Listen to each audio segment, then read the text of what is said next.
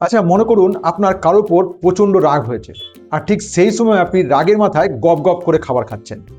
যদি তাই হয় তাহলে শুনুন, এই ছোট্ট একটা ভুল আপনার পেটের জন্য কতটা ভয়ঙ্কর তা আপনি কল্পনা করতে পারছেন না। কারণ সাধারণত আমরা ভাবি যে পেট ভরলে বোধহয় মেজাজ শান্ত হবে, কিন্তু বিশ্বাস করুন ব্যাপারটা সম্পূর্ণ উল্টো। আসলে এর পিছনে লজিকটা একদম সহজ।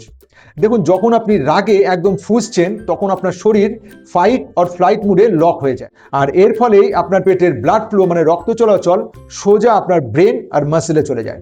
আর ঠিক সেই মুহূর্তে আপনার পেটে স্টমাক অ্যাসিড মানে HCl এবং হজমের এনজাইম তৈরি হওয়া পুরোপুরি বন্ধ হয়ে যায়।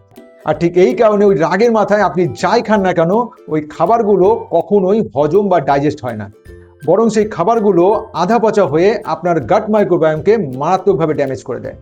তবে হ্যাঁ, রাগ তো আর বলে কেউ আসে না। তাই রাগের মাথায় যদি আপনাকে ডাইনিং টেবিলে বসতেই হয়, তবে প্লেটে হাত দেওয়ার ঠিক আগে এই ইনস্ট্যান্ট রিলিফ হ্যাকটি অবশ্যই ট্রাই করবে।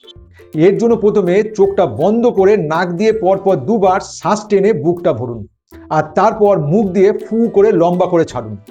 এটা কেন করবেন জানেন? কারণ এই ফিজিওলজিক্যাল সাইন ব্রিদিং আপনার ভেগাস নার্ভকে স্টিমুলেট করে আপনার ব্রেনকে সাথে সাথে শান্ত করে দেয়।